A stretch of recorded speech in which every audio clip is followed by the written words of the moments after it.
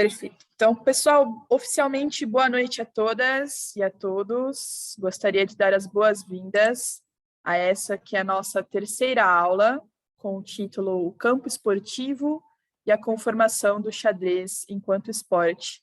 Aula esta em que discutiremos um artigo esboçado pelo professor Dr. Renato Marques, da USP Ribeirão Preto e da Unicamp, meu orientador de mestrado e desde a graduação, dizendo um pouco mais sobre como a gente pode compreender o xadrez como um objeto pertencente ao campo esportivo e não mais cair naquela seara de definição sobre o que é ou não esporte, se é isto ou se é aquilo, enfim, subsidiar vocês, muni-los com uma argumentação muito mais fundamentada, muito mais embasada de um ponto de vista sociológico sobre como a gente pode compreender o xadrez enquanto esporte. Antes da gente começar e de eu explanar aqui a apresentação para vocês, como é que foi a leitura do texto? Mais tranquilo ou menos tranquilo do que ler Bourdieu? Bem mais tranquilo. Ok. Apesar da extensão do texto, né? Mas eu acho que a extensão do texto se deve muito em razão do tema, né? É um artigo muito bem construído, com etapas anteriores que vocês, se alguém perguntar para vocês, em algum momento da vida, a partir da aula de hoje, se xadrez é ou não esporte, a partir deste artigo, vocês não só conseguirão responder, mas como ter toda um referencial teórico sobre diferentes definições de esporte, com grandes nomes da área da sociologia do esporte. Ali estão as definições de expoentes do nosso campo, tá? Como devolver com outra pergunta, né, sobre quais são as propriedades desse campo que nos permitem pensar o xadrez enquanto objeto do campo esportivo. Ok? Vamos lá, então, à apresentação.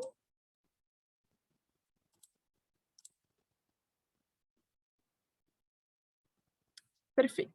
Vamos começar, então. Então, basicamente, a aula 3 ela está estruturada da seguinte maneira: nós vamos começar pela introdução do artigo, depois falaremos um pouquinho sobre as bases socioculturais de conformação do esporte como um fenômeno heterogêneo e plural, ou seja, por que é que a gente pode compreender este fenômeno enquanto heterogêneo e plural. Depois, seguindo a ordem do artigo, falaremos um pouco sobre as diferentes conceituações de esporte, ou seja, a cada afirmação que a gente faz sobre o que é esporte, há também uma negação daquilo que ele não é. Por fim, falaremos sobre o processo de definição de um fenômeno plural e heterogêneo, ou seja, como é que a gente pode definir alguns critérios de análise sobre conceituações de esporte. E, por fim, teceremos algumas conclusões sobre este assunto, ok? Antes de eu entrar no artigo propriamente dito, turma, eu queria ouvir de vocês. Xadrez é ou não esporte? É uma pergunta que já os perpassou durante alguma das disciplinas dessa pós-graduação. Vocês já chegaram a fazer alguma discussão sobre isso? Ou mesmo em senso comum, já foi algo que alguém perguntou para vocês ou que vocês já tiveram curiosidade sobre? Geralmente, quando eu falo que eu sou formada em educação física, as pessoas ficam meio, quê? Sabe? Então, né? Ok, então essa é uma pergunta que vem mais para nós, profissionais de educação física. Perfeito, que já é uma pista. O que mais? Na verdade, assim, existe vamos colocar uma interface entre esporte, educação, escola, que às vezes se confunde muito, né? Mesmo na área de educação física, o pessoal acha que a educação física escolar você tem que ensinar basquete, vôlei, handebol, futebol, aquele quarteto fantástico que é o esporte propriamente dito, né? E o xadrez não é muito diferente dessa questão, né? Existem os competidores, por exemplo, aqueles que competem, que vão para eventos, consideram como esporte. Aqueles que jogam na praça, na rua, eles falam, não, é um jogo, não é um esporte. Eu fico sentado aqui, eu não corro, eu não treino. Depende da visão de cada um e a vivência de cada um. Por isso que essa discussão eu acho que é interminável, assim, né?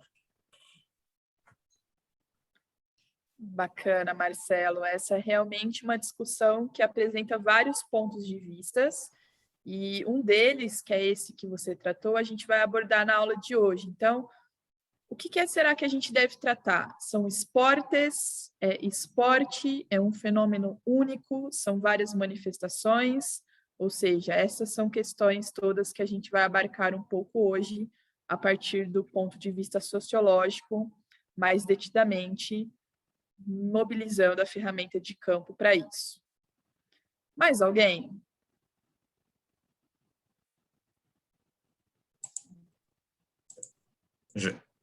Jéssica, eu acho que a maior discussão que eu vejo em relação à questão do xadrez é quando você entra na questão de alguma atividade física. Pelo menos eu acho que, invariavelmente, o resto a argumentação é mais ou menos tranquila. A questão da competição, a questão da organização, a questão da regra, da federação, que é filiada ao Comitê Olímpico, etc. Se você considerar que a atividade física é uma condição para algo ser considerado esporte, existem algumas modalidades de tiro que você vê a pessoa, que o que ele faz é simplesmente isso aqui, ó, é mexer o indicador. Ele é totalmente parado e ninguém discute se aquilo é esporte ou não. Né? Se você pensar que se aquilo é esporte, por que o movimento da peça não é? Né? Por outro lado, quando a minha esposa pede para eu ir para a academia, eu falo que eu já faço esporte, ela quer brigar comigo.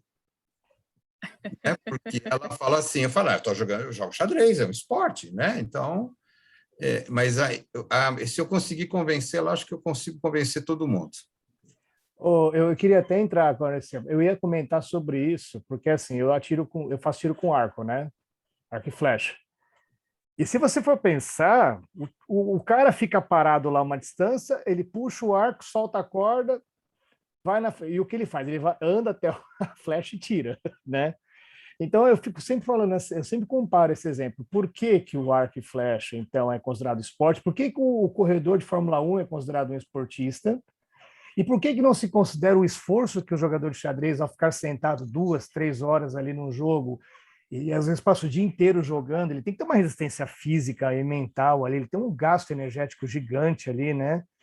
Porque o cérebro consome muita glicose, muita energia. Então, se você for levar em consideração só o aspecto físico, aí você pode estar dando um furo na questão do que é esporte e o que não é. Porque o esporte prevê competição, confronto, superação, posições, né, de primeiro, segundo, terceiro, quinto. Então, eu acho que existe muita, talvez, falta de informação a respeito, né, dessas questões.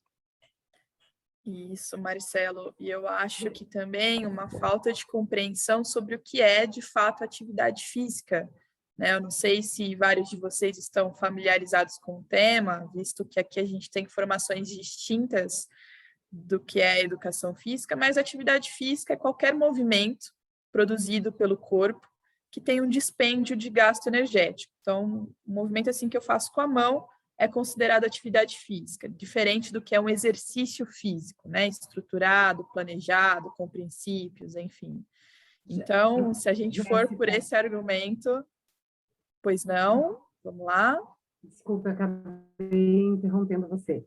Talvez as colocações do Cássio e do Marcelo, né? Talvez na distribuição dos conteúdos da área da educação física não estejam muito claras, porque, por exemplo, na cultura corporal, hoje pregada nas escolas, tem a divisão desses conteúdos. E onde que entra, por exemplo, o jogo de tabuleiro? O jogo de tabuleiro entra nos jogos e brincadeiras. Então, a divisão dos conteúdos de ginástica, dos 5 grandes conteúdos, por exemplo, que são elencados aqui no Paraná: ginástica, lutas, dança, esporte, jogos e brincadeiras. Né? Então, o xadrez, onde que ele se encaixa nesses 5 grandes conteúdos? Nos jogos e brincadeiras, e não no esporte. Talvez seja o nosso entendimento de onde esse xadrez se encaixa na escola, falando escolar, né? Falando em âmbito escolar. Aí eu posso entrar de novo, desculpa. Aí Claro, uma coisa que eu sempre comento, assim, quando você joga pelada no final de semana, você está jogando ou você está competindo? Você está fazendo um esporte ou você está fazendo uma atividade de lazer? Né? Então, assim como o futebol ele é considerado esporte no sentido de atleta, competição, estádio, torcida, ele também é considerado como um lazer quando o cara vai no final de semana jogar a pelada dele lá no clubezinho lá, ou com a turminha lá, e toma uma cerveja, churrasco depois, né? E essa questão da educação física eu vejo perfeitamente normal, porque nós estamos numa escola, né? Então a gente, assim, eu acho que depende muito do professor trabalhar também esse aspecto, né? Mesmo que esteja dentro de jogos e brincadeiras, né? Dá para o professor conseguir trabalhar e mostrar para as crianças, por exemplo, que o futebol praticado de repente num futebol de rua é um jogo, é uma brincadeira, mas ele pode usar elementos de habilidades daquele jogo de repente numa competição, porque são atividades afins, né? E o xadrez é a mesma coisa. Você pode ter uma criança lá que joga por prazer, mas ele vai tão bem na atividade que o professor começa a colocar ele em competição, quando ele vê ele está em campeonatos e participando mesmo. E aí ele transcende aquela questão, daquela dimensão da brincadeira e do lazer ou do jogo e passa para a dimensão do esporte e da competição. excelente. Eu acho que foram 2 colocações muito valiosas para nós. Então, veja, Wanda, quando você elenca aí os 5 principais componentes da área da educação física em termos do coletivo de autores, né, do que a gente compreende enquanto cultura corporal de movimento, é inegável que o xadrez faz parte da área, né, quer seja enquanto esporte, quer seja enquanto jogo. E aí o Marcelo elenca uma segunda colocação para a gente pensar. Será que esporte é só aquilo que a gente pratica de modo oficial, né? É só aquilo que a gente pratica em alto rendimento, que é uma das questões que nós vamos pensar também ao longo da discussão do texto de hoje. Aliás, para quem já leu, já sabe a resposta disso, né? Seria não, esporte é um fenômeno único, mas que é manifestado em diferentes formas de manifestação, né? Mas isso a gente vai discutir aqui a seguir. E, Léo, vai lá, aqui não precisa levantar a mão, viu? A gente combinou de não ter essa de passar a palavra, que as colocações e discussões são sempre muito bem-vindas. Vai lá. Não, como eu não sou aluno oficial, né, eu sou intrometido aqui, então também não quero atrapalhar muito as palavras ali, que aliás foram muito boas também, achei, tanto da Wanda, Marcela, Daiane, né, Lácio. Mas, assim, como eu também fiz um curso onde eu conhecia, eu não sei se é o teu orientador agora, Jéssica, o Vanderlei Marques Júnior, né? E a gente, durante o curso, os caras ficavam toda hora me perguntando se xadrez era esporte, coisa e tal, né? Foi bem interessante na parte de sociologia lá, né, que ele deu. E então eu queria só fazer umas breves colocações. Primeiro, o que o Marcelo falou ali do arco e flecha, eu também já fiz. Só que eu fiz de um jeito que você tinha às vezes que cair no chão, em posições diferentes, então você tinha uma movimentação, tá, Marcelo? E nesse curso que eu fiz, Jéssica, teve um cara que ele fez uma colocação lá e ficou gravado para mim até hoje, né? Mas eu não sei se ele estava brincando, se ele enganou todo mundo ou não. Ele falou que, não sei, na época das grandes navegações e tal, né?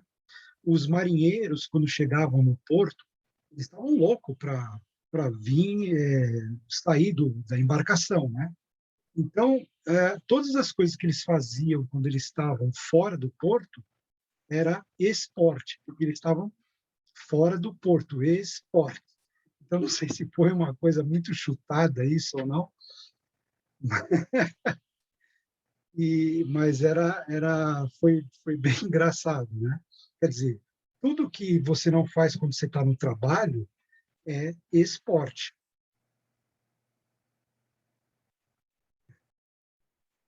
Bacana, Léo. Desconheci essa lenda, esse Não, mito. eu acho que é lenda.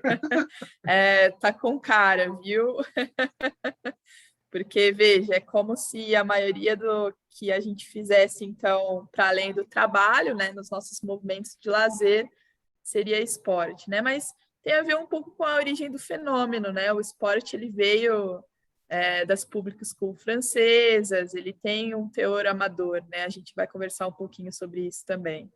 Mas Aí, legal conhecer isso. Ó. não, e eu esqueci de falar a coisa mais importante.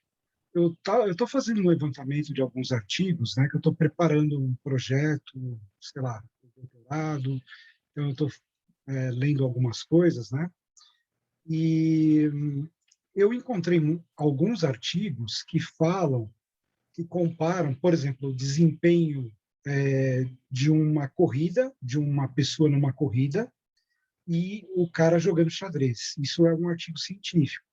E ele avalia a frequência cardíaca, os batimentos cardíacos, e o gasto de caloria, por exemplo, tanto numa partida de xadrez quanto na corrida.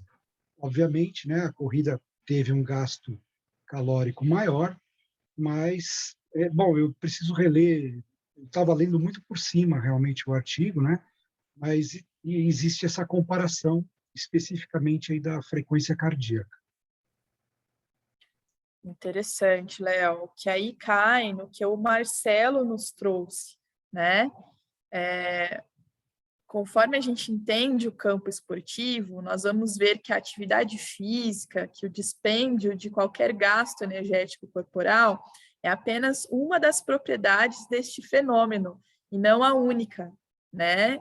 Então, há vários estudos falando sobre isso. Inclusive, eu posso te passar também uma referência, eu vou ver se eu acho aqui durante a aula, passo para todo mundo pelo chat, de um estudioso cubano que fez uma tese de doutorado inteira dedicada a falar isso, a medir a frequência cardíaca, parâmetros oxidativos, parâmetros que provassem que o xadrez pode ser uma atividade física, né? Como se isso precisasse de maiores comprovações, porque, como eu disse para vocês, atividade física é qualquer movimento com dispêndio corporal energético, né?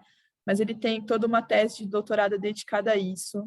Eu vou ver se eu compartilho aqui durante a aula com vocês via chat.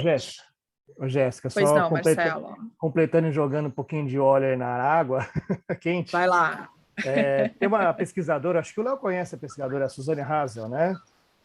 Que ela é uma neurocientista brasileira e ela escreveu um livro recentemente e nesse livro ela coloca que o cérebro consome cerca de 25% do nosso do conteúdo energético do dia a dia, né? 25% do cérebro. E independente se você não faz nada ou se você está pensando muito em alguma coisa, o gasto é o mesmo. O cérebro não muda, ele não altera o gasto energético. Então, intracelularmente lá nos neurônios, se você tiver uma partida de xadrez jogando que não é maluco, ou se não estiver fazendo nada, ou se estiver correndo, independente do que você está fazendo, o seu cérebro consome a mesma coisa. Então, a diferença talvez seja mais em termos físicos mesmo para comparar. Porque o cérebro funciona igual, ele está lá, gastando energia do mesmo jeito. Então, são pontos interessantes que a gente precisa conversar também, né? Apesar de ser uma área de sociologia, né? Mas são pontos que interferem. Sem dúvidas, turma. Eu estou tentando aqui achar a referência, mas depois eu vou passar para vocês.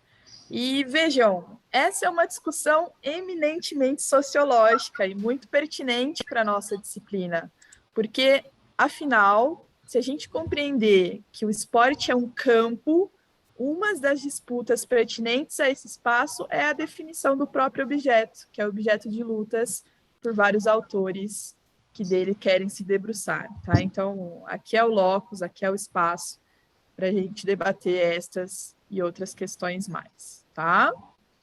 Bom, vamos ao artigo, então, enquanto isso. O artigo começa introduzindo, falando para a gente um pouquinho. Deixa eu só fechar o áudio aqui. de alguém. Isso, agora eu não me ouço mais com retorno, tá? Mas vamos lá. O artigo começa introduzindo um pouquinho sobre a questão de que na sociedade globalizada do século XXI, a gente tem uma relação que a gente chama de glocal, né? O que é isso? Ao mesmo tempo em que os fenômenos sofrem um processo de globalização, eles também são pautados em regionalização ou ressignificação quando inseridos em grupos culturalmente diversificados. Ou seja, o mesmo futebol que a gente pratica hoje numa Copa do Mundo, que é institucionalizado, possui regras internacionais e que faz possível com que um fenômeno desse aconteça, provavelmente não é o mesmo praticado em torno das diferentes nações, tá? Então tenham isso sempre em mente. Recentemente eu assisti uma palestra aqui da Secretaria de Esportes da cidade, em que o secretário de Esportes, ele falou o seguinte, alguma coisa assim, são 4 os objetos que são universais. A música, não sei mais o que, nem me lembro, quando ele falou esporte eu já parei de dar atenção. Por quê? Lembrem-se disso, turma, o esporte é um fenômeno que ao mesmo tempo possui traços de globalização, mas principalmente também de ressignificação, de regionalização, de acordo com a forma como se apropriam deles os seus agentes. Bom, nesse cenário, a gente pode entender que o esporte é um dos principais fenômenos socioculturais do século XXI. Ele interage com diversos campos sociais, no sentido burguesiano do termo, ou seja, é isso que a fala de vocês trouxe aqui no começo da aula. Quando a gente fala de esporte, a gente está falando dos campos da educação física, enfim, sendo produto e produtor, gerador de demandas sociais, e transmissor e transformador de valores morais, por vezes distintivos, com maior ou menor grau de importância. Então, hoje é quase impossível a gente falar dos campos da educação, da economia, da saúde, da política, do jornalismo, da ciência, entre outros, ignorando alguma relação ou influência que o esporte possa exercer ou sofrer, tá? Vide a pandemia, né? Quando nós fomos acometidos pela pandemia, um dos campos que mais se transformou, né, que teve maior influência durante este período foi o esportivo, né, com as quebras das equipes, rescisão de contratos dos atletas, enfim, vários temores em termos do que seria a relativa autonomia. Então, lembrem-se desse conceito que a gente discutiu na aula passada. Neste termo, o esporte é um campo um tanto quanto relativamente autônomo ou pouco autônomo às direções que a pandemia nele influenciou, tá? Então, neste espectro, por fim, investigar sobre esporte é falar sobre sociedade, turma. Quando a gente está falando desse... Espera aí que o João Júnior está falando que o vídeo não aparece. Agora fiquei preocupada. A minha apresentação e eu estamos aparecendo para vocês? Sim, eu acho que é ele, eu acho que é o vídeo dele, sim, com ele aparecendo. A mim, sim. Ah, ok. Perfeito. Então, João, eu sugiro que você tente sair e retornar da aula, ou fazer algum procedimento nesse sentido, para que retorne, tá? Estaremos aqui te aguardando. Então, nesse sentido, turma, investigar sobre esporte é falar de sociedade, tá? A gente está falando de um fenômeno que é plural, que é heterogêneo, que é fortemente influenciado por ela. Lembrem-se da dialética burguesiana, que também, por sua vez, influencia o macrocosmo em que está inserido. Bom, nesse sentido, várias são as questões que surgem quando a gente fala das pessoas que com ele se relacionam, né?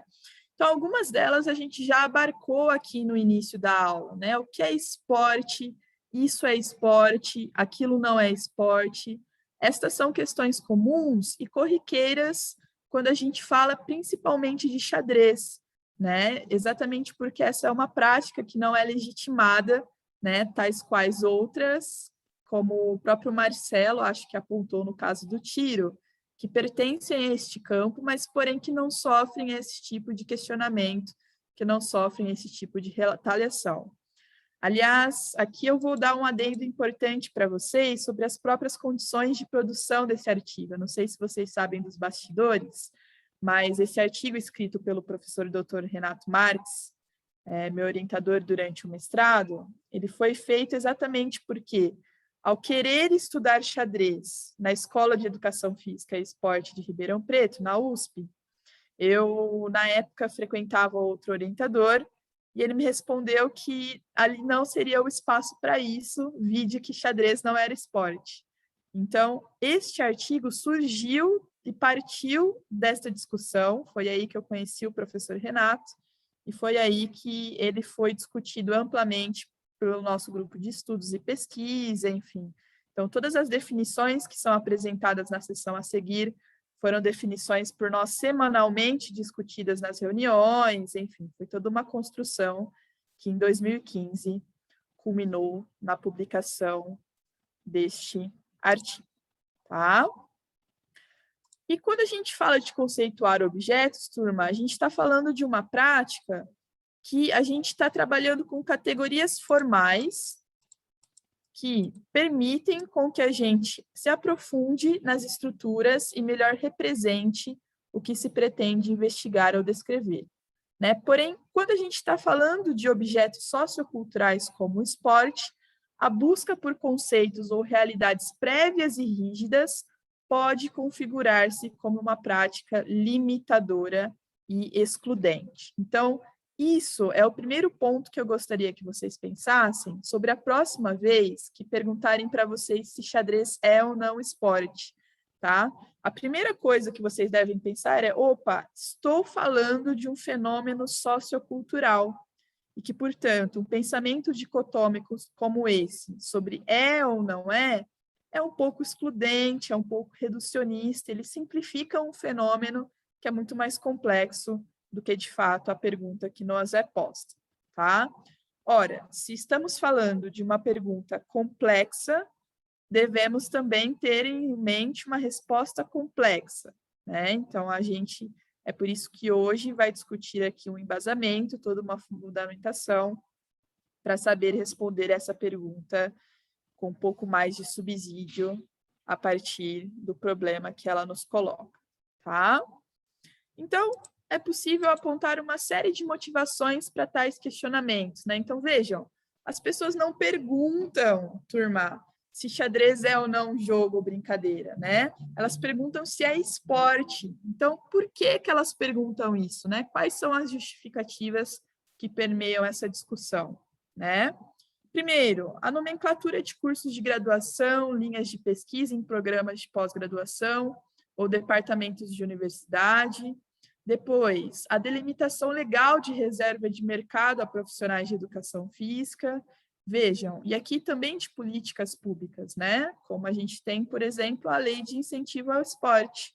A gente não tem a lei de incentivo aos jogos e brincadeiras, né?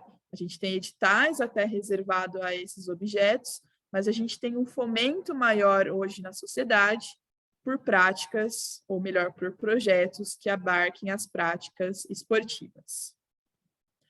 Depois, a incorporação do esporte como conteúdo na cultura de movimento, e aqui a Wanda já abarcou isso muito bem quando ela traz para nós os 5 conteúdos da cultura corporal de movimento segundo o coletivo de autores.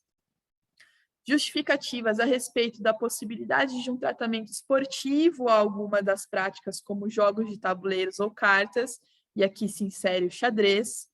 Estabelecimento de políticas públicas de esporte, educação e lazer, como eu já falei para vocês a respeito das leis de incentivo ao esporte. E, por fim, disputas por poder dentro do campo científico, né, que se dizem ligadas à produtividade e legitimidade acadêmicas, pautadas em capitais simbólicos específicos, conferidos de acordo com a definição de esporte utilizada, né?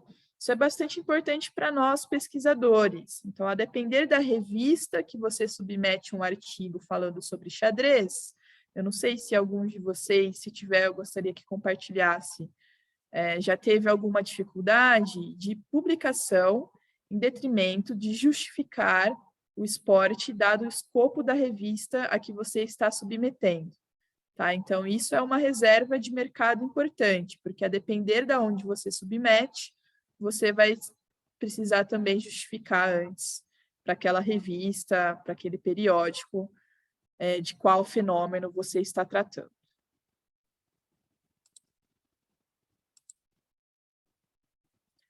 Bom, nesse cenário, é fácil a gente entender, então, que o esporte não é um corpo fora da história, né? Desvinculado de suas formações sociais que o expressam, né? Para analisar, então, sobre a sua abrangência e pluralidade, é mais importante considerar seu processo de conformação do que classificar determinadas práticas como esportivas ou não.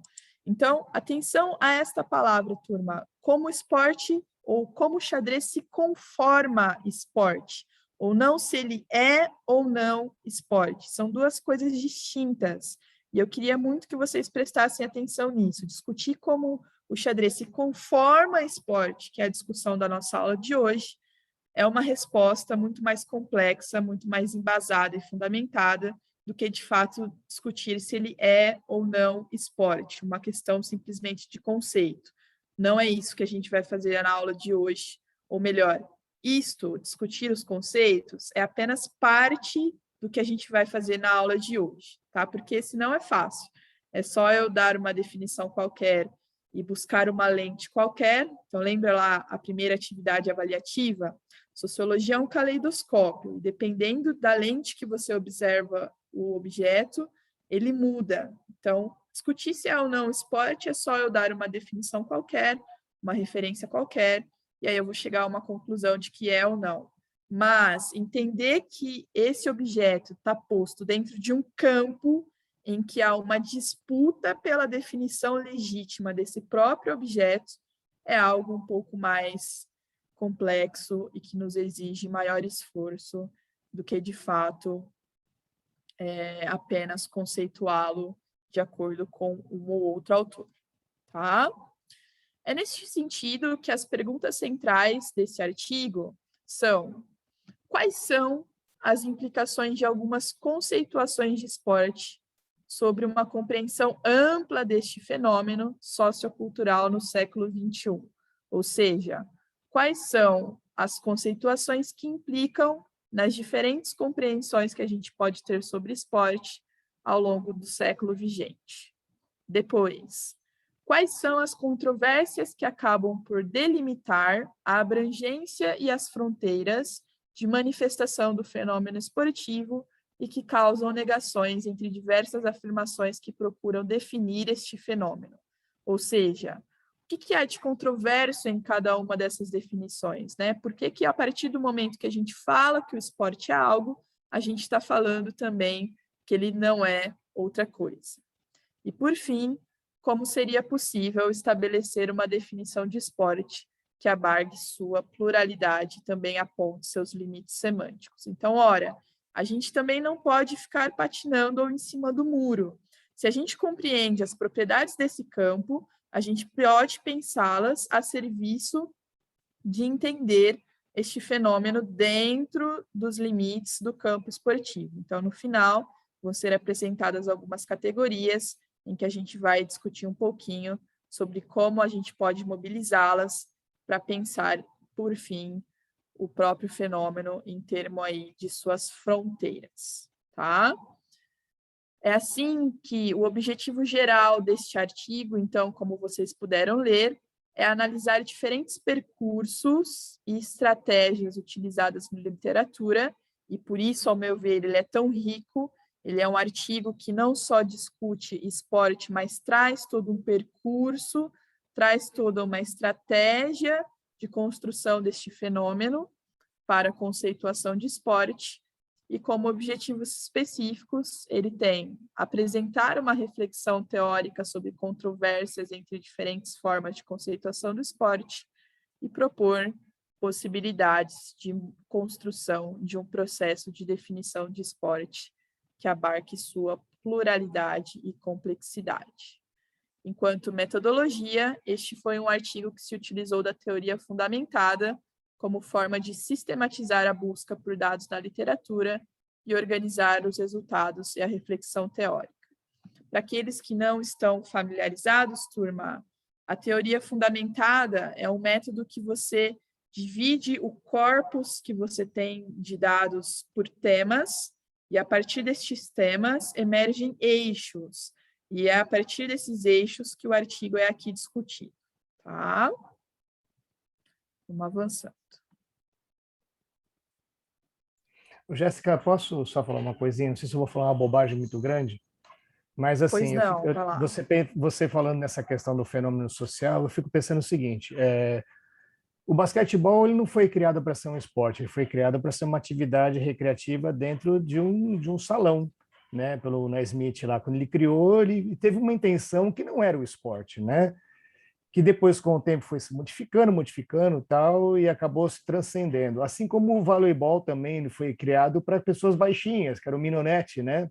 Para que as pessoas pudessem praticar uma atividade física, uma atividade esportiva, vamos colocar assim, que não envolvesse portes atléticos. E conforme essas manifestações, né, de jogos e esportes, elas vão ganhando dimensões maiores, parece-me que o ser humano, naquela coisa de competição, ele vai criando estruturas para ver quem é melhor, quem é pior.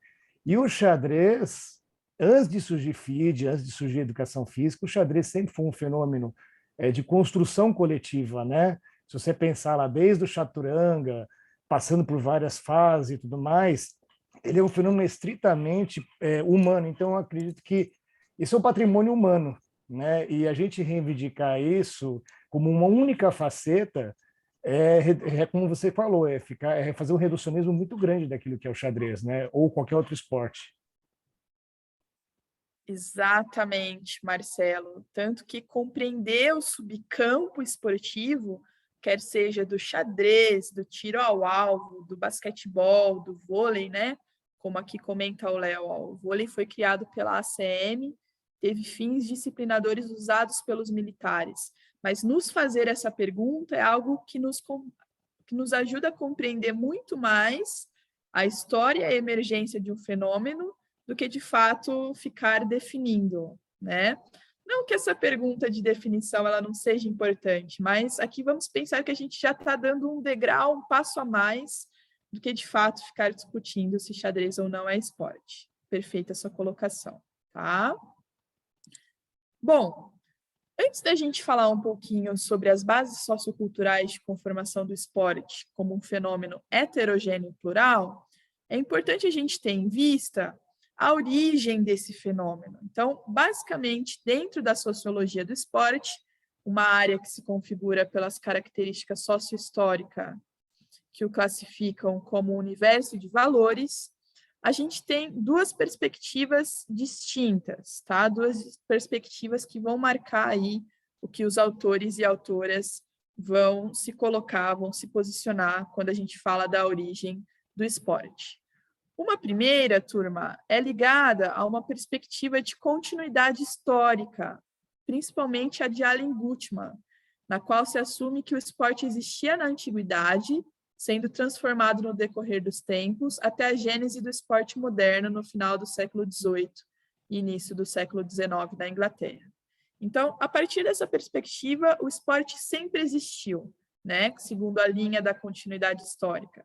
O que aconteceu foi que ele foi transformado no decorrer dos tempos, até a gente ter a gênese do esporte moderno no final do século XVIII, início do XIX na Inglaterra.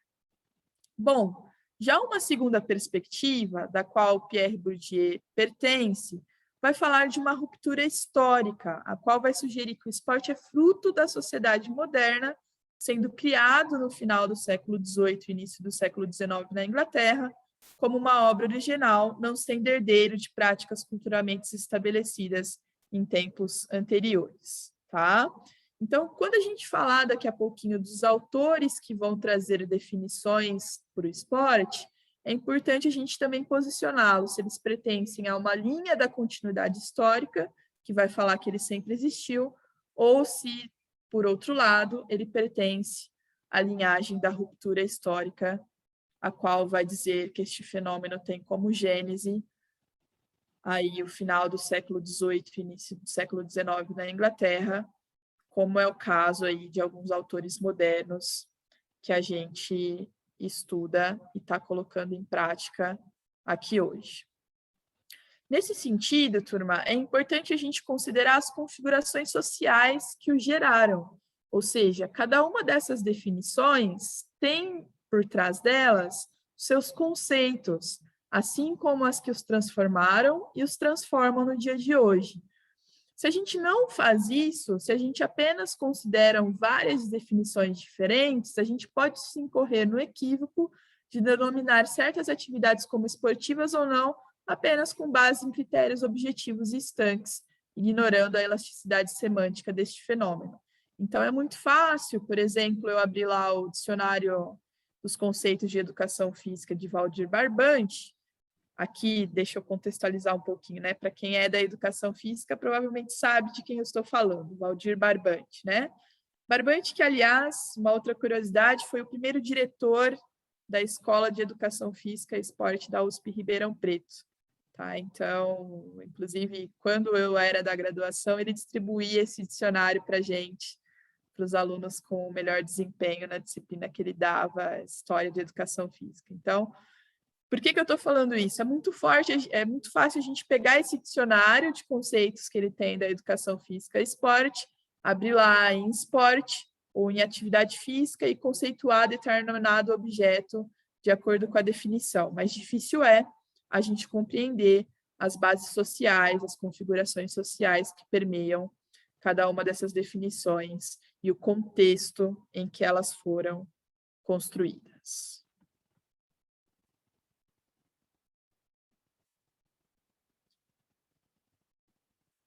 Bom, independente da abordagem que se adote, um ponto pacífico entre as diferentes linhas é que o esporte moderno é um fenômeno originado na Inglaterra durante o final do século XVIII e início do XIX, pautado na apropriação dos jogos populares por parte da aristocracia, sistematizando-os e regulando-os de acordo com seus valores morais, representados à sociedade como prática racionalizada.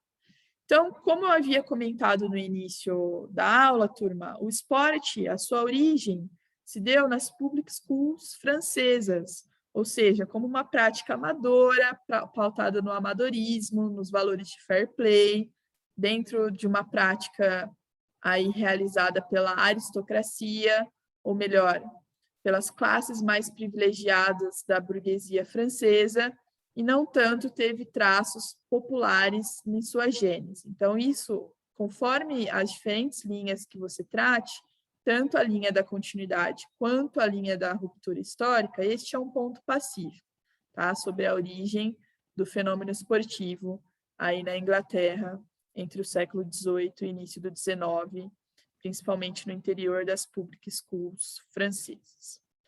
O que vai diferir, né? A perspectiva da continuidade vai incorporar o termo moderno à forma esportiva que teria sido transformada neste período, enquanto que autores da linha da ruptura propõem o início de um fenômeno próprio da sociedade moderna. Então, isso é o que vai diferir uma da outra, né? Como consequência desse processo de criação do campo esportivo, então vejam, aqui a gente já está mobilizando a ideia de campo, ou seja, uma ideia de um espaço de disputas, de novo, relativamente autônomo frente à sociedade, mas que ao mesmo tempo possui suas próprias normas, regras e bens em disputas para construir esse fenômeno. Então vamos entender novamente, ó. Como consequência deste processo de criação do campo esportivo, então vejam que aqui a gente não está falando do esporte, mas do campo que o permeia, Bourdieu vai apontar a configuração de um hábitus. Vamos lá, antes de eu continuar aqui a explicação. A partir da aula anterior, quem me lembra o que é hábitos? Agora eu quero ver.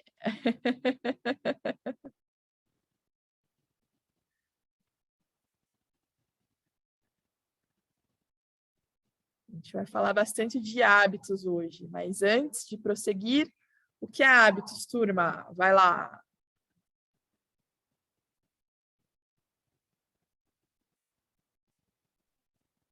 Vamos lá, hein?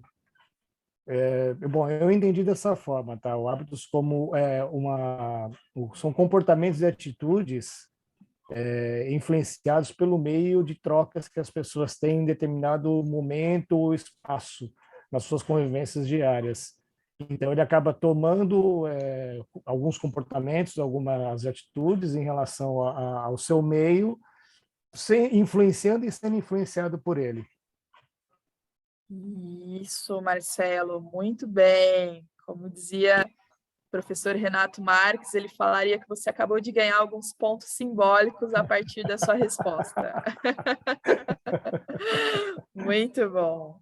Então, exatamente, turma. A partir disso, Bourdieu vai apontar a configuração de um hábito esportivo mais pautado em relação à sua gênese, ligado à prática associada ao prazer, aos modos cavalheirescos, ao fair play e à distinção social proporcionada por uma prática elitizada. Com a progressiva entrada das classes menos favorecidas nas práticas esportivas, o Bourdieu menciona certa diferenciação de hábitos entre grupos populares e aristocráticos. Então, lembra que a gente comentou na aula de Bourdieu, na aula passada, né? A gente falou do caráter provinciano, interiorano que ele tem, e como ele, por meio do sistema escolar, atingiu certa consagração social nas grandes escolas francesas, né? A gente viu que quando um hábitos assim se choca com o hábitos consagrado, né? Quando ele quebra a doxa de um espaço, isso é feito não por simplesmente osmose, mas sem alguma resistência, né? O mesmo aqui, com a progressiva entrada das classes menos favorecidas nas práticas esportivas, Bourdieu vai mencionar que esse hábitos, com a entrada dos grupos populares, tensionou o hábitos aristocrático até então em voga, né? Em relação aos primeiros, o autor vai destacar que eles adotaram o profissionalismo e o aumento da seriedade das disputas, tendo resultado como ponto central da participação,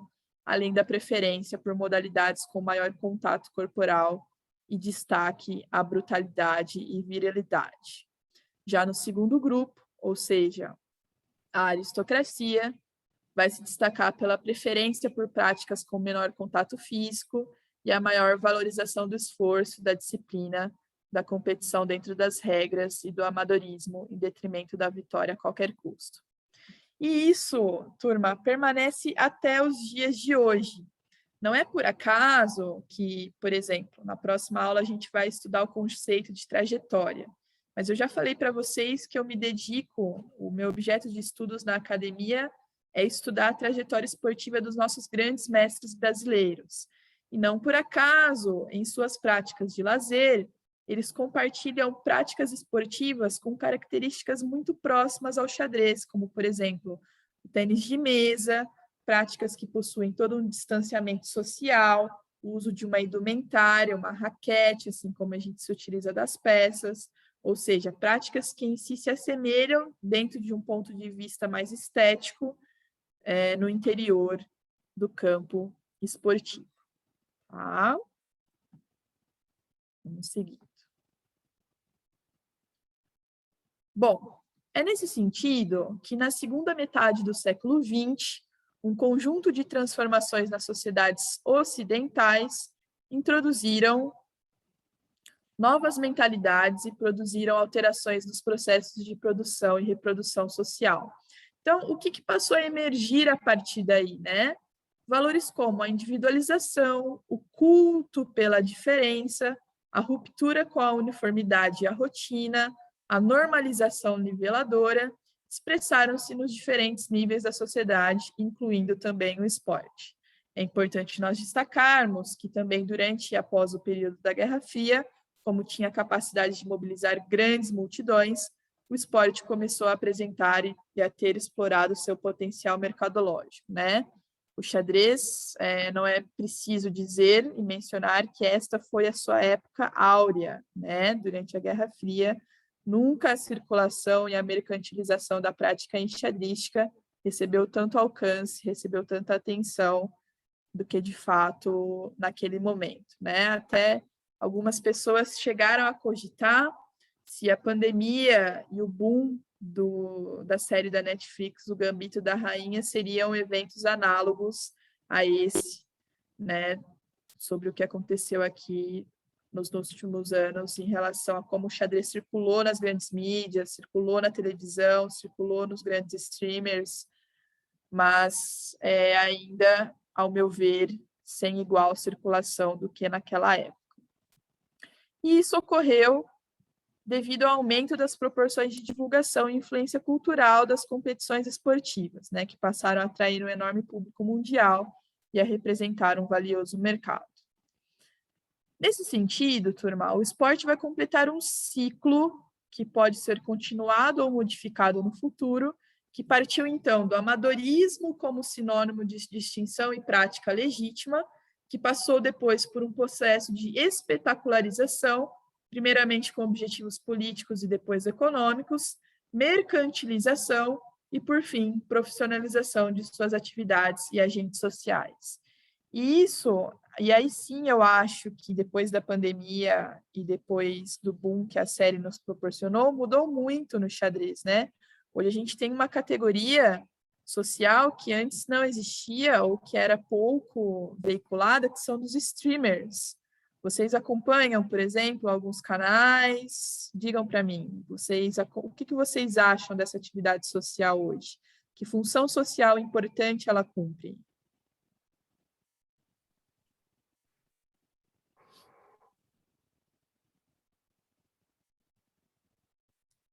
Por que hoje, por exemplo, o canal aí dos Rafaéis ou do próprio GM Cricor é tão importante para a divulgação da nossa modalidade? Talvez porque as pessoas se sintam mais próximas dessa realidade, por ter acesso a essa informação, por ter acesso à possibilidade, por exemplo, de jogar no Lichess, no chess.com, livre, né? Então, o acesso ficou mais tranquilo, né? Então, acho que a tecnologia, nesse ponto, ajudou as pessoas a encontrarem, né, essa modalidade. Eu vejo em grupos de Facebook muita gente entrando que não conhece, que quer saber, e o pessoal fala que é capivara, né? Aquelas coisas todas, mas isso as pessoas estão se apropriando da atividade. Isso, perfeito, Marcelo. Esses canais ou essa categoria, os streamers, ocupam uma função importante de decifração da modalidade, né? Então, vejam, é diferente do futebol, que possui um capital interpretativo muito menor, né? Uma pessoa, se baixa um alienígena aqui na Terra e olha uma partida de futebol, ele entende que um objeto redondo ao adentrar o gol marca um ponto para determinada equipe. Agora, o mesmo alienígena se baixa aqui na Terra, vai ter um pouco mais de dificuldade de entender o sentido que um punhado de peças de madeiras estão se deslocando no tabuleiro para compreender aí a interpretação dessa prática, né? Então, essa é uma categoria que eu acho que cresceu muito e é objeto de estudos sociológicos, com certeza, durante e após a pandemia do Covid-19, tá? Bom, nesse sentido, para a gente justificar o porquê o esporte é um fenômeno plural, o autor vai apontar para a gente 5 fatores fundamentais para isso. Primeiro deles, as práticas esportivas se multiplicam, mas sua difusão não segue em somente uma direção. Então, como eu falei para vocês, a gente tem até eventos mundiais que reúnem uma determinada modalidade, como a Copa do Mundo, mas a difusão dessa prática não segue um caminho uniforme ao longo das mais diferentes nações.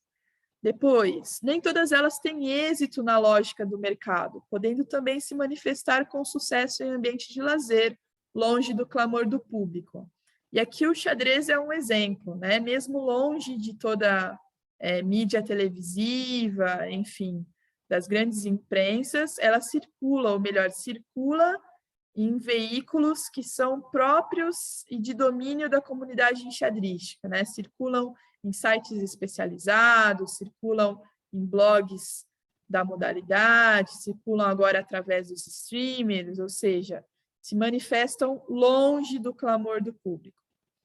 Depois, são inúmeras as práticas que recuperam jogos populares e tradições regionais como forma de criar novas atividades esportivas com vínculo local, né? Por exemplo, a pelota basca, né?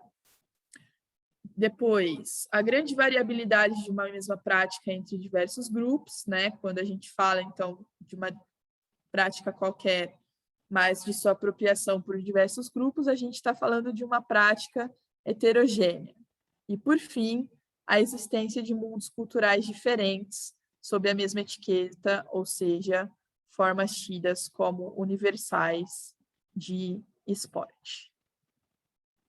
Bom, é nesse sentido que cada sujeito vai se apropriar dessas regras e normas do esporte de acordo com a sua perspectiva e vai transformar essa mesma prática a partir desse mesmo modelo.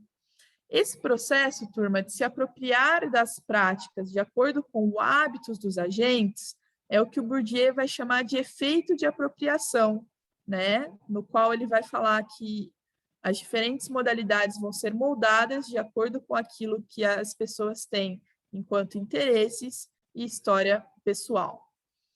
Tal fenômeno confere ao esporte uma elasticidade semântica, de sentidos, tá, turma? É isso que significa, ou seja, a pluralidade de possibilidades de transformação do sentido da prática de acordo com os participantes.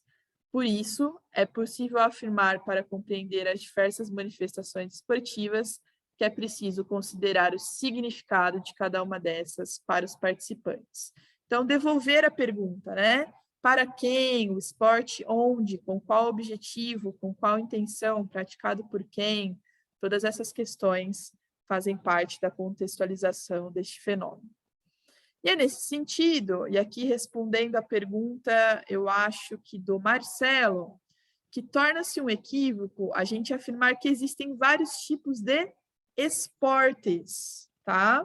Quando a gente está falando deste fenômeno, turma, a gente está falando muito pelo contrário de um fenômeno ímpar, único, dotado de algumas características maleáveis, como o ambiente, a modalidade e o sentido dados à prática, e não maleáveis, como a sua história e a competição que a ela é inerente. Então, como a gente está falando de um fenômeno que é único, mas lembre-se que é heterogêneo e plural em seus ambientes, em suas modalidades, em seus sentidos, a gente está falando em várias manifestações esportivas. Então, considerar o esporte somente como um fenômeno ligado ao alto rendimento, ou denominar diferentes modalidades como futebol, basquetebol, enfim, entre outras, como esportes, simbolizam ações de reducionismo ou generalização deste fenômeno, ou seja, quando a gente está falando de esportes, a gente está generalizando, como se houvesse mais de um fenômeno dentro de um próprio campo, mas, na verdade, o que há é um único esporte com diversos desdobramentos, ou melhor, diversas manifestações esportivas, que vão se diferenciar de acordo com o ambiente, que pode ser alto rendimento, de lazer, escolar, a própria modalidade, o sentido, afinal, oficial ou ressignificado dado à prática, tá? É por isso que quando acho que o Marcelo coloca, estamos praticando uma pelada no final de semana, isso também é esporte? Isso também é uma manifestação do fenômeno esportivo futebol, né? Que é pautado em uma prática ressignificada aos finais de semana, que não segue as regulamentações oficiais, mas que também é característico aí da prática que o dá nome, tá? Então, todas as manifestações esportivas são um único esporte, apresentando-se de acordo com o ambiente em que se insere, cabendo aos exemplos citados a denominação de modalidades esportivas. Então, vejam, aqui a gente fala do esporte enquanto um fenômeno e de suas práticas enquanto modalidades esportivas, tá? E aqui, meio que já respondi, mas queria fazer uma pergunta disparadora para vocês. É utilizando o termo esportes que a gente vai demonstrar a pluralidade desse fenômeno, turma? E se não é, como então a gente demonstraria?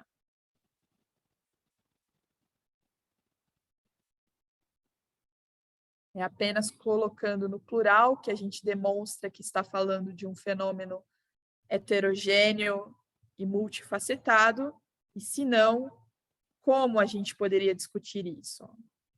Acabei de dar a resposta. Quem se arrisca? Poderia aumentar a pluralidade falando que são manifestações esportivas? Isso, Daiane. Então, a partir de hoje, a partir dessa aula na pós-graduação de xadrez pedagógico da FARRE, vocês, ao contrário do senso comum, que vai utilizar muito essa palavra esportes, na academia, a partir dessa perspectiva sociológica, o mais adequado seria se utilizar esporte enquanto fenômeno e manifestações esportivas como suas práticas, tá? Perfeito, muito bom. Jéssica, deixa eu só fazer uma consideração. Pois não, Léo. Você não acha que as próprias entidades criam uma espécie de separatismo? Vou te dar um exemplo que você conhece bem: os esportes da mente, né? E você estava mencionando do xadrez online, né? Eu lembrei de uma coisa: o meu filho, ele joga um e-esporte. Sabe o que é um e-esporte? É um jogo chamado Hearthstone, né? E eu acho que foi ontem, ele me mostrou uma propaganda que estão fazendo da modalidade, né?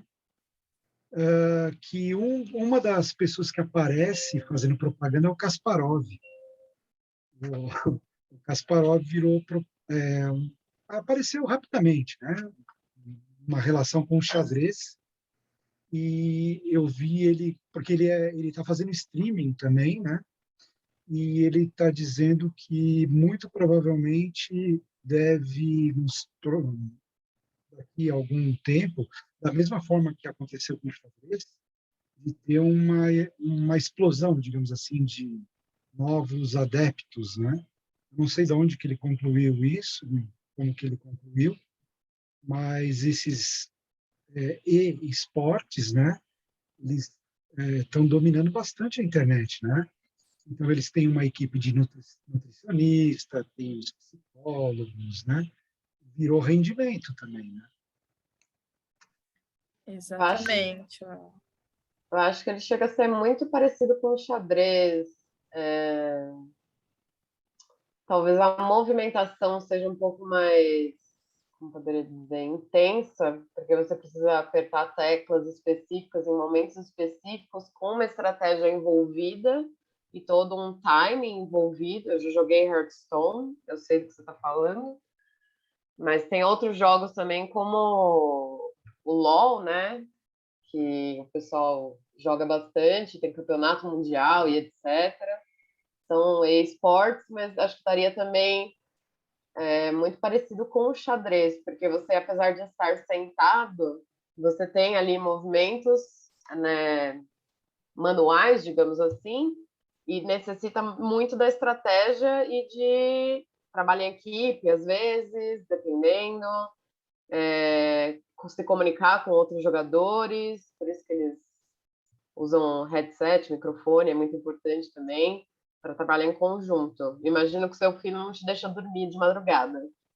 Não, eu estou longe dele, ele está em Curitiba, eu estou em São Paulo agora. Ah Ele, lá. talvez você conheça, é o Páscoa. Ouviu Não, eu falar? não faz um tempo que eu não jogo. Eu tô meio afastada, mas Por causa do Hearthstone, ele já foi jogar um torneio, não me lembro o que era, lá nos Estados Unidos, e jogou foi um evento de e-sports lá na China. Inclusive, ele sim. conheceu o pessoal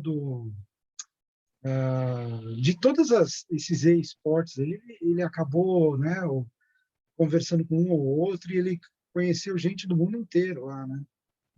Sim, tem bastante isso. Também tem muito evento de. Eu gosto muito de jogos de tabuleiro que não xadrez, né? Então, tem um jogo aqui que se chama Carcassonne, por exemplo, e ele é para você construir cidades e estradas, e aí você ganha pontuações, tem todas as regras específicas, mas tem ali campeonatos, entendeu? Disso já. Já. Então, assim, acabou se tornando uma prática esportiva, talvez, porque as pessoas treinam para isso. Interessante. Que apontamento eu faria, principalmente na sua introdução, Léo, quando você fala que algumas entidades hoje se apropriam dessas separações para se divulgarem, ou mesmo para existirem, né? Porque, de novo aqui, Bourdieu, né? Se a gente entender o esporte enquanto um campo de disputas, a gente entende que algumas reservas são feitas em termos de capital mesmo, em termos de capital econômico, capital simbólico, algumas determinadas faixas de mercado ainda não estão ocupadas e algumas entidades se aproveitam dessas faixas que não estão ocupadas para se manifestarem, né? Porém, quando a gente observar uma das propriedades do fenômeno esportivo deste campo no final do artigo, a gente vai observar que esta é uma prática humana, né? Então, o que o autor, o que o Renato Marx quis dizer com isso? Que enquanto prática humana, né, não há dicotomização entre mente e o corpo, né? Isso não existe mais, está ultrapassadíssimo. Quem é da educação física sabe, né? Platão estaria se revirando no túmulo se eu visse, por exemplo, esportes da mente hoje. Mas a gente sabe também que se eleger como esportes da mente, ou quer seja esportes, pode escolher aí a denominação que você dá conforme a emergência de novas práticas, garante a essas instituições uma reserva, um capital, uma posição galgada importante dentro desse campo, né? E aí, enfim, a gente poderia citar vários exemplos, mas eu acho que não caberia dentro da aula de hoje. Mas vamos lá. Posso fazer só mais um adendo? Eu acho interessante que a gente coloca como esportes da mente como se outros esportes fossem simplesmente físicos. Mas, por exemplo, quando eu fiz a faculdade, o vôlei ele tem um nível de estratégia assim, absurdo dentro de quadra, que você precisa realizar, que o jogador avança, mas não pode avançar até certo limite, outro tem que recuar e etc. Tem todo um pensamento que o jogador precisa ter das suas ações, que não é simplesmente ir lá e bater numa bola, entendeu?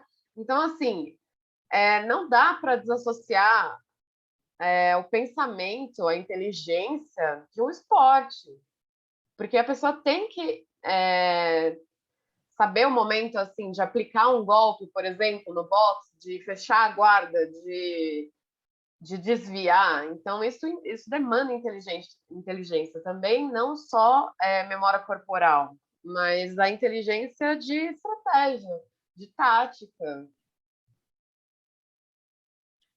Excelente colocação, Daiane. Isso já era discutido pela dicotomia platônica entre mente e corpo há milhares de anos atrás, né? E hoje a gente vê voltando aí com a emergência dos esportes da mente, ou enfim, quer seja o nome que a gente queira dar para estas que são, na verdade, disputas de um campo em que várias instituições querem ascender ao poder, não é mesmo? Diria Bourdieu. Mas vamos lá. Entrando na segunda parte do artigo, turma, aqui eu acho uma das partes mais caras para vocês em termos de referenciais teóricos para se discutir esporte. Tá? Então, se algum dia vocês precisarem de um artigo que traga para vocês todo um percurso de conceituação desse fenômeno, vocês têm esse artigo como uma das grandes chaves para realizar isso de forma bem didática e de forma bem contextual, como é a que Marx faz, tá?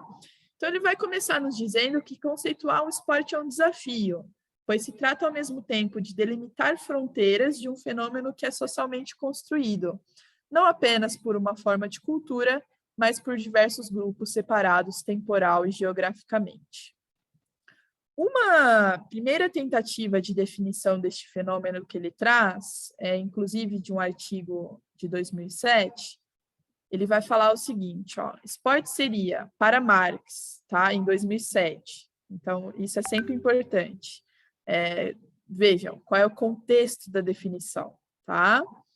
Um fenômeno sociocultural que engloba diversas práticas humanas, norteadas por regras de ações próprias e institucionalizadas, direcionadas para um aspecto competitivo, seja ele caracterizado pela oposição entre sujeitos ou pela comparação entre realizações do próprio indivíduo, que se manifestam através da atividade corporal. Essas práticas podem ou não se expressar através de confrontos diretos entre sujeitos, mas sempre expressam o desejo de realização do ser humano que encarna a necessidade, entre outras, de emocionar-se, superar-se, jogar, brincar e comunicar-se. Isso para Marx. Já para Bourdieu, prevalece a noção de campo esportivo. E aqui vai ganhar muitos pontos simbólicos quem me explicar por que Bourdieu não define esporte, mas fala em campo esportivo. Vamos lá. A partir da aula passada, alguém se arrisca? Então, olha a pergunta. Por que Bourdieu não vai definir esporte, mas vai falar de um campo de disputas em torno da definição desse objeto? Quem se define se limita?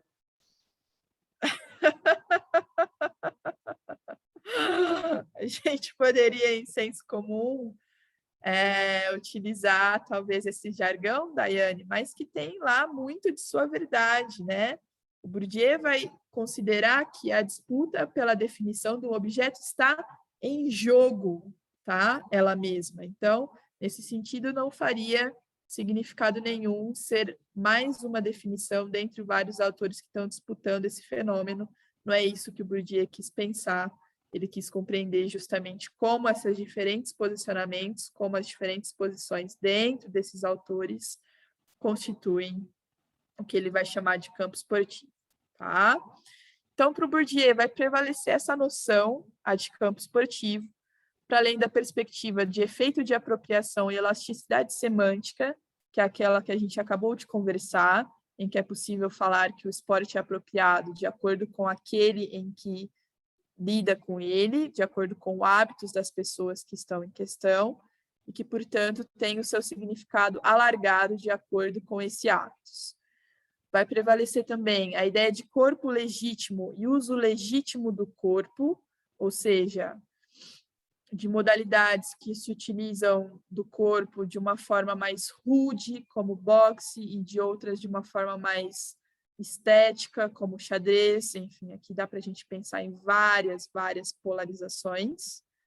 Depois, ele vai pensar em termos de distinção social entre diferentes usos do corpo em modalidades esportivas diversas, como, por exemplo, o caráter elitista do golfe, popular do boxe, e, por fim, vão estar presentes também as disputas entre amadorismo e profissionalismo.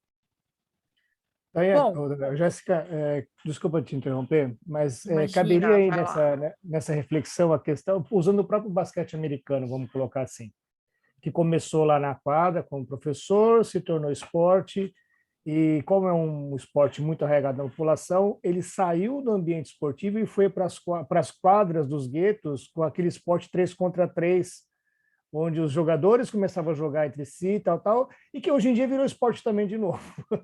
Fez um movimento de vai e volta. Exatamente, ótimo exemplo, Marcelo. Ele ilustra como a modalidade vai sofrendo transformações de acordo com o modo como é apropriado e de acordo com a elasticidade semântica que cada prática detém. Perfeito, é isso, tá? E depois, a gente tem as definições de vários e vários autores de acordo com o artigo, tá? Eu não vou ler aqui para vocês cada uma delas, porque eu queria gastar um tempo maior me debruçando sobre as propriedades do campo esportivo, que é aquelas que o autor vai definir no final do artigo, mas vocês perceberam que as definições que são apresentadas no artigo vão diferir e vão puxar mais sardinha para um ou outro aspecto deste fenômeno, né? Então, algumas para o aspecto competitivo, outras vão delimitar e falar que não é por conta do aspecto da atividade corporal, da atividade física, do dispêndio energético, enfim. Para quem leu o artigo, aqui eu vou até pular, até por conta do nosso horário. Vocês veem que cada uma dessas definições possuem uma ênfase maior em determinado conteúdo ou não, tá? Mas o que é mais importante aqui para nós em termos acadêmicos, turma? Vocês têm em mãos um artigo com um arsenal imenso de autores e autores que são referências na área da educação física e esporte para poder discutir esse fenômeno, caso assim essa problemática se apresente para vocês em algum dia, tá? Então aqui a gente tem várias, olha só, tem para Beth, tem para Mark Júnior, olha lá, cadê o Léo? Em 2 momentos diferentes, ó, em 2004 e depois em 2007. Tem para o Jay Coughlin, que é um dos grandes expoentes da sociologia do esporte americana. O que mais? Deixa eu ver aqui o que ele apresenta. Para Delaney e Madigan. Depois temos para Gutmann, que é um dos autores que pertencem à perspectiva da continuidade histórica. Para o Bento. Aliás, o Bento, esse Bento aqui que está referenciado, é quem abriu os esportes da mente, o congresso agora dos esportes da mente. Não sei quem assistiu a aula magna, mas é o mesmo senhor. Deixa eu avançando aqui. Enfim, até a gente chegar, então, ao processo de definição de um fenômeno plural e heterogêneo. Então, vejam, o que a gente discutiu até aqui? A gente discutiu, primeiro, que o esporte pode possuir uma abordagem que pode pertencer à continuidade ou ruptura histórica da gênese do esporte moderno. Depois, a gente viu, ao longo de todas essas definições, em que há necessidade do uso da qualidade de movimento como forma de comparação de desempenhos, ou seja, este é um ponto pacífico em que todas essas definições concordam. A necessidade da presença da competição e comparação de desempenhos, ou seja, contra si mesmo, contra a natureza ou contra oponentes, né? E uma associação forte entre esporte e jogo, como a própria Wanda colocou no início, né? Que se mostra um pouco mais complexa, principalmente quando a gente fala aí dos 5 conteúdos corporais da cultura de movimento da nossa área. Depois, a gente vai falar um pouquinho também que o caráter heterogêneo da prática é um ponto valorizado em meio a essas definições todas, o aspecto das regras institucionalizadas, normatizadas por um órgão regulador também, e a associação do esporte com a perspectiva contemporânea de mercado. Tá? Então, todos esses são pontos comuns que, por meio da teoria fundamentada, o Marx, o autor do artigo, encontrou em meio a todas essas definições. Então, são os eixos que emergem da comparação entre todas essas definições que a gente pulou, mas que vocês com certeza leram no artigo, de modo a tentar buscar por similaridades e controvérsias. Tá? O que eu queria chegar e discutir aqui com vocês? Ó, nessa parte final do artigo, ó, já se encaminhando para o final, sobre os critérios de análise sobre a conceituação de esporte.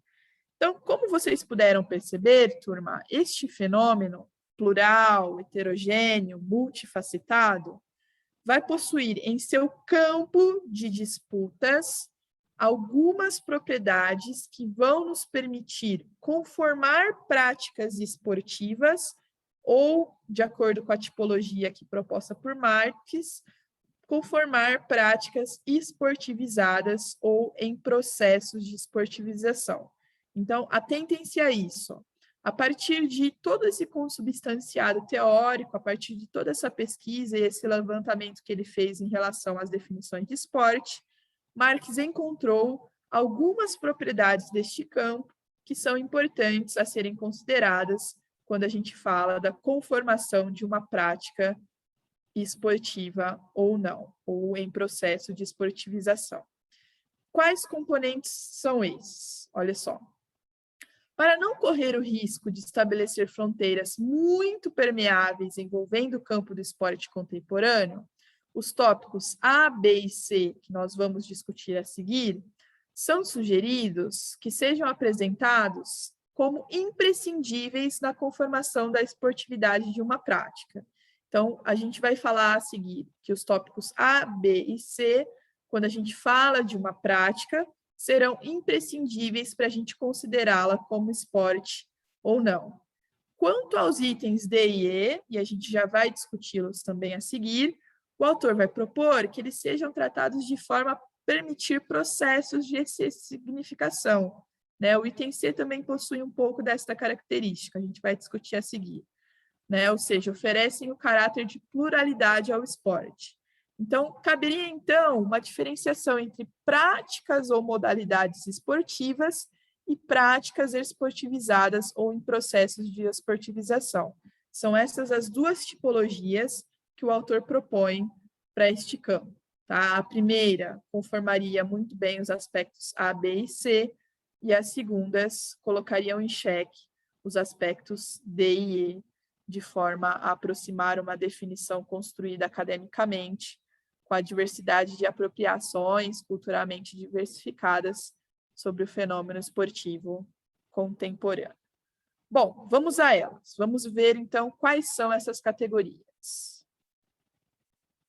Letra A, olha só, uma prática humana.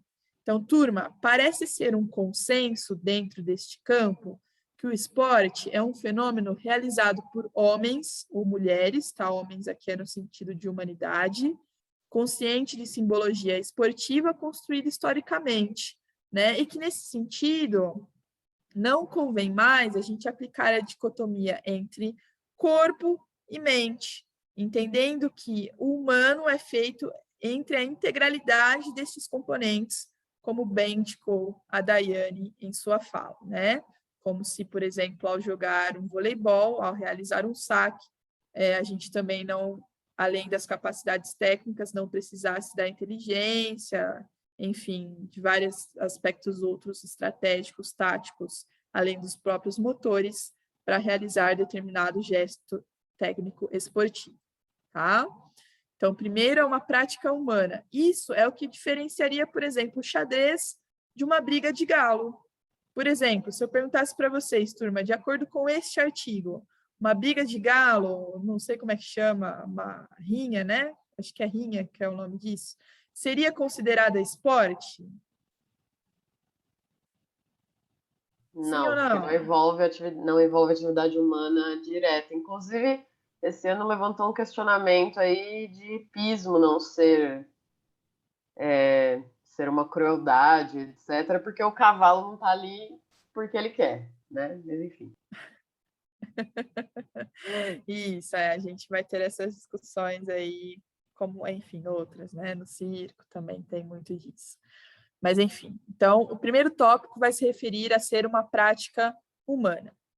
O segundo tópico, turma, elencou como consenso neste campo a existência de competição contra um oponente, contra si próprio ou contra a natureza, ou seja, a necessidade da existência de um desafio na atividade esportiva, seja ligado à superação de outra esportiva, de outro esportista, de uma marca ou de um índice, ou mesmo um obstáculo natural. Tá? Então, para pensar o fenômeno esportivo, para além de ser uma prática humana, a gente tem que também levar em conta a existência de uma competição, um caráter competitivo, que pode ser, novamente, contra um oponente, contra si próprio ou contra a natureza. Depois, contemplando aí e finalizando os tópicos A, B e C, lembrem-se, aqueles que seriam imprescindíveis para que a gente pense a conformidade de uma prática esportiva. A existência de regras sistematizadas, ou seja, oficiais, controladas e orientadas por um órgão regulador, federação, liga, associação, confederação, entre outros, tá? Ou seja, isso é muito fácil a gente identificar no xadrez, né? Lembra, a gente até brincou. O que é mais legítimo, CBX ou LBX? Né? Os títulos outorgados por uma ou de arbitragem outorgados por outra, né? Então, em relação a essa institucionalização, a nossa modalidade é uma das modalidades até exemplo para demais em termos de sistematização de regras, de rating, de calendário, de banco de dados, enfim, há muitos elogios tecidos à CBX, né, sejam ponderadas também as suas críticas, mas em relação à organização destas bases de dados. Tá? Então, esses 3 primeiros tópicos seriam, segundo Marx, imprescindíveis para a gente considerar uma prática como sendo conformada enquanto esportiva. Já os tópicos D e E são aqueles que permitem um espaço para ressignificação. Vamos ver, então, quais são eles. D, a perspectiva subjetiva dos participantes em relação a um hábito esportivo de prática, seja ele ligado à busca por melhora de desempenho, objetivando o alto rendimento, ou como diversão no lazer, ou como parte de um processo educacional ou de melhora de condições de saúde. Então, o que esse tópico está falando para nós que é importante? Aquela ideia do sujeito sentir-se praticando esporte, e você perguntar mesmo para ele, né? Que é a ideia que a Wanda, se eu não me engano, colocou para a gente no começo da aula. Né? Aqui no Paraná, muitos professores têm o intuito de mobilizar o xadrez, mas não enquanto esporte, mas enquanto jogos ou brincadeiras.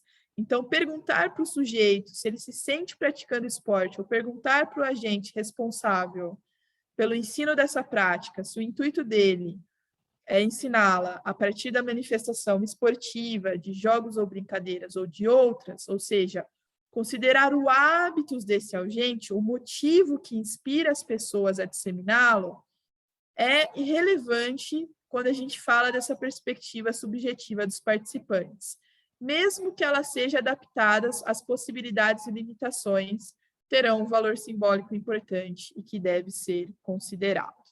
Tá? E, por fim, e aqui é um tópico em que o meu orientador e eu até discordamos, acredito que vocês também, que é onde pega em relação ao xadrez. A qualidade do movimento humano ser o principal critério para o resultado da disputa. Tá? Então, o que ele vai compreender aqui, né? E qual é a crítica aqui, já que a gente pode fazer ao artigo, né? Ou seja, as formas de apuração de resultados basearem-se em qual sujeito foi mais rápido, mais forte, mais resistente, mais preciso, entre outras capacidades motoras. Esta consideração se faz importante, pois neste espectro não é qualquer forma de atividade corporal que caracterizaria uma prática esportiva. Para quem leu o artigo, turma, vê que logo após este parágrafo, ele vai colocar o xadrez como exemplo. E é aqui que ele vai colocar o xadrez como pertencendo à tipologia das práticas em processo de esportivização e não esportivizadas, mas porque o autor considera que no xadrez, capacidades como ser mais rápido, ser mais resistente, ser mais preciso, não são consideradas. Turma, tudo isso é importante para a definição da disputa, ser mais rápido, ser mais resistente, ser mais preciso? No xadrez, isso é levado em consideração? Bom, eu vou jogar um sal aí nesse negócio. A criação do relógio de xadrez foi por conta da questão da resistência, dos jogadores que ficavam mais preparados e deixavam horas para jogar e cansavam o adversário. Então tem esse aspecto. Exatamente, a velocidade, né? Vide os campeonatos mundiais de blitz, por exemplo, né? O que mais, turma? A precisão, veja, é irrelevante no xadrez, é quase que falar de senso comum, né? É relevante do xadrez a gente encontrar pelo lance mais preciso? Não só a precisão do lance em qualidade, mas a precisão também de colocar a peça no local correto sem derrubar as demais, porque isso vai fazer você perder tempo. Então, a precisão, sim, é muito importante. Isso, tempo e até lances irregulares, né? Dependendo ali do que você fizer no tabuleiro. Ou seja, todas essas capacidades motoras, elas são, sim, imprescindíveis para a nossa modalidade. Porém, de novo, para entender tudo isso, é preciso certo capital interpretativo, é preciso certo hábitos que para nós é dado. Então, veja, quando eu perguntei aqui para vocês de prontidão responderam: é óbvio que essas capacidades motoras também são importantes para a nossa modalidade. Mas, porém, para um autor que talvez não seja tão familiarizado com ela, esse seja um aspecto em que o xadrez seja colocado em xeque, mas que eu acho que compensa até futuros estudos, futuros artigos que forem se debruçar pelo tema, explorarem um pouco mais nesta questão de modo a demonstrar que no xadrez essas capacidades também são importantes aí para designar aquele que é melhor ou pior na disputa em questão. Ok? Só uma coisinha, assim, eu lembro de uma aula, de algumas aulas que eu dei para meus alunos do Fundamental, em que eu estava trabalhando a ginástica, e eu trabalhei muita questão da ginástica artística, né? E ginástica rítmica, e aí eu usei o Circo de Soleil para mostrar para eles que o movimento em si, em um determinado ambiente, era de competição esportiva, considerado como esporte. Porém, no Circo de Soleil era colocado como manifestação artística de plasticidade corporal, mas os movimentos eram muito parecidos, então eu colocava movimentos que eram semelhantes na ginástica artística e os movimentos semelhantes no Circo de Soleil para mostrar que, dependendo do ambiente, muda o foco. Isso, Marcelo. O seu exemplo agora foi um exemplo de considerar a perspectiva do critério da letra D, né, do hábitos, ou seja, considerar praticado por quem, em quais circunstâncias, em quais contextos, em que localidade geográfica, em que perspectiva histórica, tudo isso é super relevante quando a gente fala da conceituação de um objeto, especialmente em sociologia do esporte, tá? Excelente exemplo. Portanto, aqui, turma, esse aspecto da letra E, a qualidade do movimento, é aquele que, de acordo com Marx, para quem leu o artigo, distinguiria das práticas esportivizadas e das práticas em processo de esportivização. Ok? Bom, o que a gente conclui, então, à guisa de finalização com esse artigo, né? A gente pode apontar, então, que o esporte é um fenômeno complexo e polissêmico, né? E que conceituar esporte através de uma definição rígida e excludente pode configurar uma prática determinista e reducionista. Tal perspectiva, por sua vez, pode dificultar a criação e transformação de novas formas de manifestação esportivas, encurtando, assim, a sua elasticidade semântica. Então, de novo, quando fizerem essa pergunta a vocês, mais do que isso, mais do que responder se xadrez é ou não esporte, respondam de uma maneira muito refinada, muito sociológica, muito complexa, que é: estamos tratando de um fenômeno complexo, polissêmico, multifacetado, que, portanto, reduzi-lo a uma questão conceitual ou não seria simplificá-lo, tá? Depois, como tentativa de abarcar essa diversidade, o artigo propôs alguns tópicos ou critérios que não enrijeçam as possíveis respostas às perguntas: o que é esporte? Isso é esporte, aquilo não é esporte, mas sim indiquem possibilidades de análise de construção de respostas que delimitem práticas esportivas, permitindo a manutenção de seu caráter heterogêneo. E, de novo, da onde vieram esses 5 tópicos que a gente discutiu aqui anteriormente? Lembrem-se da análise temática que o autor fez, considerando várias definições consagradas no interior do campo esportivo, tá? Isso é importante para vocês terem em mente que também não foi da cabeça do autor que surgiram essas 5 tipologias que ele propõe para a gente considerar uma prática ou não esportiva. Então, qual a sugestão do artigo para essa resposta, né? É analisar a aderência de certas práticas ao campo do esporte contemporâneo, conforme os critérios apresentados, podendo ou não classificá-los como práticas esportivas, práticas esportivizadas ou em processo de esportivização. Então, de acordo com o autor, o xadrez estaria justamente nesta segunda. Seriam práticas que pertencem ao campo esportivo. Então, vejam, que fazem parte daquilo que a gente denomina de esporte, mas que seriam ali ainda em seu processo de esportivização, ou seja, o que ele quer dizer com esportivização? De legitimação, de justamente ainda estarem neste momento em que ainda se pergunta se é ou não esporte, ao contrário, por exemplo, do tiro, tá? E, por fim, ao propor tópicos de análises e controvérsias sobre o tema, o artigo vai deixar futuras conclusões e classificações a cargo dos leitores, ou seja, em aberto, e, principalmente, de agentes sociais envolvidos em atividades esportivas, pois as perspectivas destes se fazem fundamentais na proposta. E é por isso que a gente deve ler um artigo como este e colocá-lo sempre em questão, sempre em xeque e sempre em atualização, justamente porque é disso que é feita a ciência, né? Do confronto, do debate, da luta, do jogo, e não apenas tomar como verdade que o xadrez vai estar sempre nesse processo de esportivização. Pode ser a partir, por exemplo, de que em algumas décadas, futuras turmas de pós-graduação aqui de xadrez da FARRE leiam esse artigo e se perguntem, poxa, já estamos em uma era em que a relativa autonomia desse esporte já não nos permite falar ou fazer essas questões ao xadrez. Então, aqui seria preciso ainda desenvolver e atualizá-los. Bom, esta foi a referência utilizada do artigo que eu sugeri a leitura para vocês.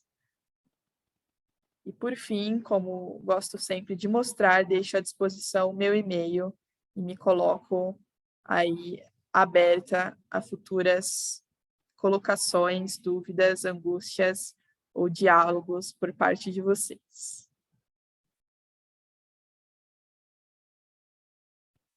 Turma, fechamos a aula de hoje. Dúvidas, angústias, sugestões?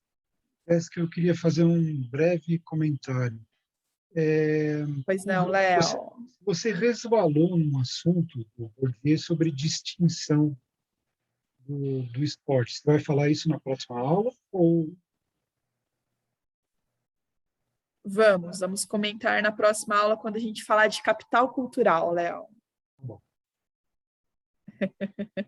Aliás, não percam, é uma das aulas em que há maior entrelace com a prática. Eu vou trazer para vocês exemplos dos discursos das grandes maestrias em que foram objetos dos meus estudos. Então, acho que é uma das aulas que vocês vão gostar bastante, juntando aí trajetórias, capitais culturais e Bourdieu. Bom, mais algum comentário, dúvida, angústia, sugestão? Tudo certo? Se não, eu vou me despedindo por aqui, então, desejando para vocês uma excelente sexta-feira e final de semana. Nos vemos, então, na próxima sexta-feira. Até a próxima. Tchau, obrigada pela aula. Tchau, tchau, boa noite, obrigado. Boa para todos, obrigado. Boa noite, obrigada, prof. Boa noite, pessoal. Imagina. Obrigado, Até boa mais, noite a todo turma. mundo aí. Até mais, até a próxima.